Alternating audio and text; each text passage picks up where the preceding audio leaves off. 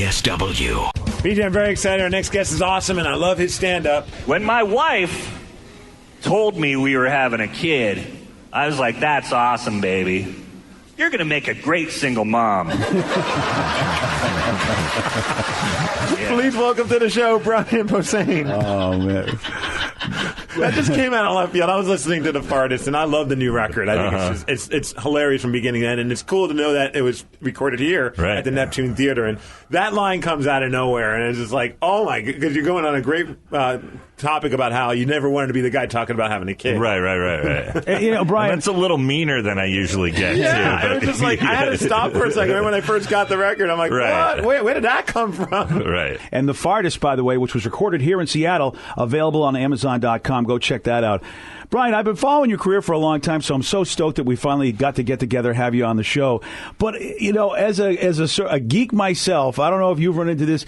Are people surprised you have a wife and a child and kind of like a normal life? Because people are surprised. They say, wow, BJ, I never thought you'd be able to do that. Yeah, I still get that, too. But it's a little insulting when people say that. It is, isn't it? Yeah. You know, impregnated? Yes. I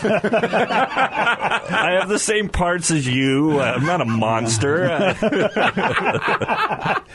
It is something about... And I charmed her. I'm a comedian. Yeah. You know? But, you know, you're a big geek. Yeah. Which is one of the reasons why I always loved you early on. It's like, all right, finally, there's somebody who's making something of himself who reads comic books. Because for so long, for so many years, I was told you are going to be a loser. You know, there's nothing good that can come of this world of yours. Right.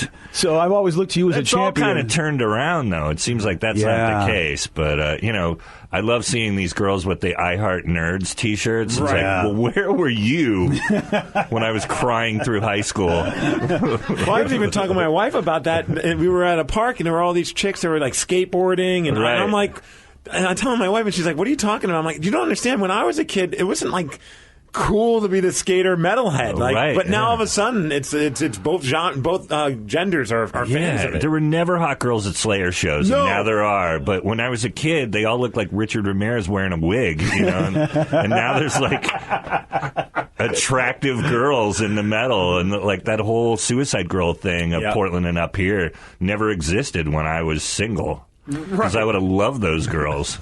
And that's another juxtaposition that's interesting, Brian, is the fact that, you know what, you're famous for loving metal and really being involved in that scene. And then here you are, you know, writing for comics and loving comics.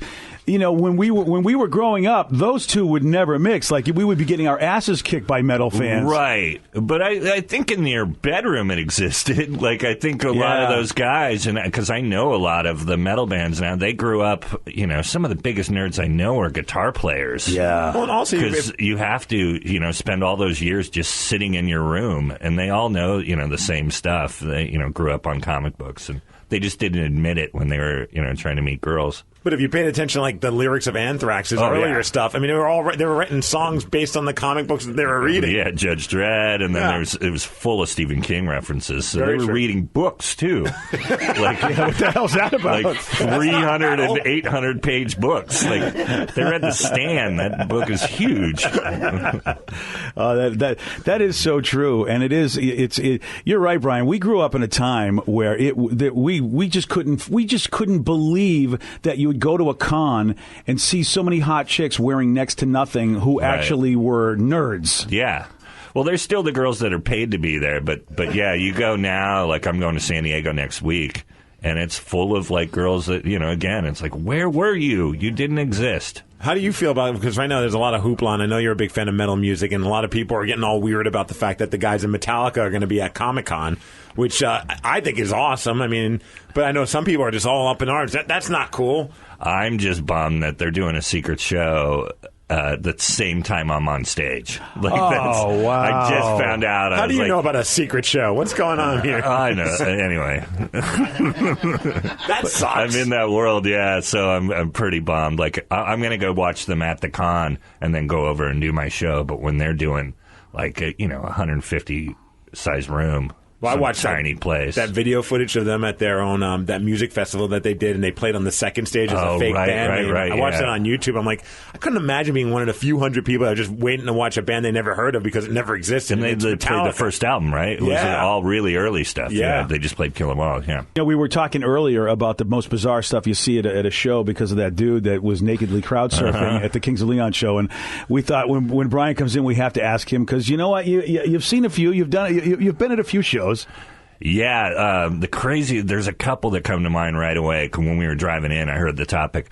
I was at a punk show, the Vandals, and I saw a guy crowd surfing in a wheelchair.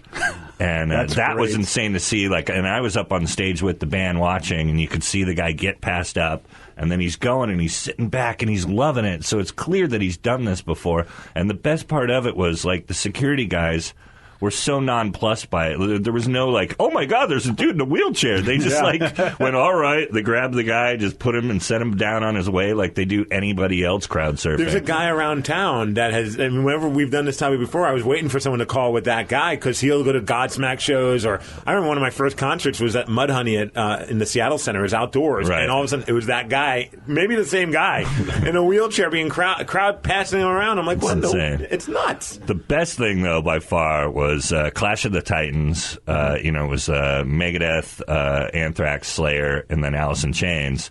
And 91, I think, Sacramento. I had regular seats, up in the thing. And we went down to the pit, but we were sitting behind these two dudes, and these guys were like Beavis and Butthead right before Beavis and Butthead. And they were totally characters. We didn't know these guys, but they were clowns. And these just two metalheads. They bought brand new T-shirts, and they were so into Anthrax and Megadeth that they ripped each other's shirt off.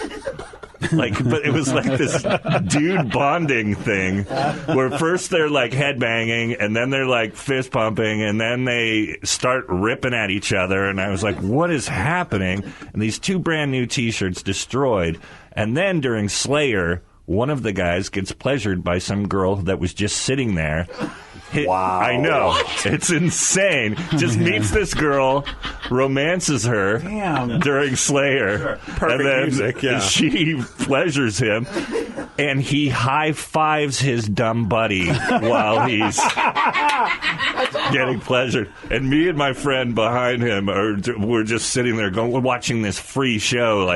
The best metal show ever is on the stage, but we're getting these two idiots at the night of their life. You kind of want to know what they're up to now. Yeah, I feel they like they're probably still friends. talk about that show. That was the best thing that ever happened to me. Which, by the way, They get drunk, rip each other's shirts off still, and talk about it. Right. I think you get to talk about that for a good 20 years before someone gives you grief about you should move on. Because that's pretty impressive. Right. Because I was saying earlier, man, I go to shows and see all stuff like that or cool stuff happen, and then it would just make me more depressed about who I was as a human being. Because I look at that like the sword and the stone, how did that happen?